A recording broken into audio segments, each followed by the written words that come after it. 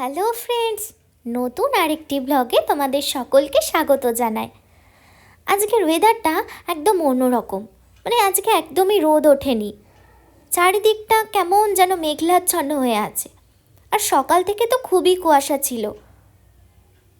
তো আমি খুঁজছি যে কোথায় মানে একটু রোদের দেখা মিলবে, এত শীত করছে। আর শীতকালে একদম মেঘলা থাকলে একদমই ভালো লাগে না। তো না, কোথাও রোদ নেই, চারিদিকটা কীরকম মেঘলাচ্ছন্ন হয়ে আছে। ও বাবা, বাবা ব্যালকনিতে দাঁড়িয়ে আছে, আমি লুকিয়ে ভিডিও করছি, মানে বাবা যদি দেখে এক্ষুনি বকাবকি শুরু করবে, মানে কিছু বুঝবে না। তাই ওখান থেকে চলে আসি। চলো আজকে তোমাদের বাড়ির সামনের ব্যালকনি থেকে নার্সারিটা দেখায়।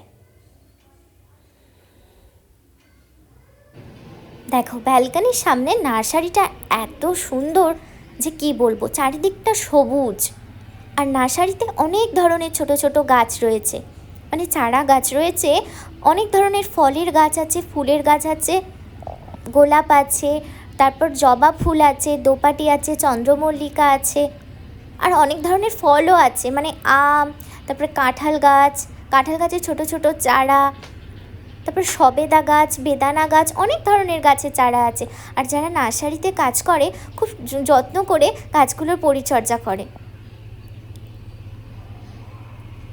চারিদিকটা ওই জন্য সবুজ হয়ে থাকে, দেখতে খুব ভালো লাগে। আর ব্যালকনিটা এমনিই আমার খুব প্রিয়, মানে সকালবেলা ঘুম থেকে উঠে আমি কিছুক্ষণ ব্যালকনিতে দাঁড়িয়ে থাকি এই সবুজ প্রকৃতিটাকে উপভোগ করার জন্য। চল একটু নিচে যাই, গিয়ে দেখি কি খাবার আছে।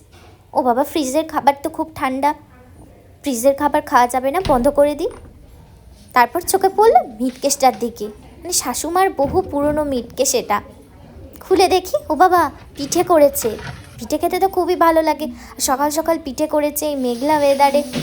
অনেক ধরনের পিঠে আছে দেখছি, মালপোয়া আছে, সরু চাকলি আছে, ভাজা পুলি করেছে, পাটিসাপটা করেছে, আমার প্রিয় পাটিসাপটা খেতে তো খুবই ভালোবাসি। ও মা, আমার মাম্মাও দেখছি পিঠে খাচ্ছে, মানে পাটিসাপটা খাচ্ছে।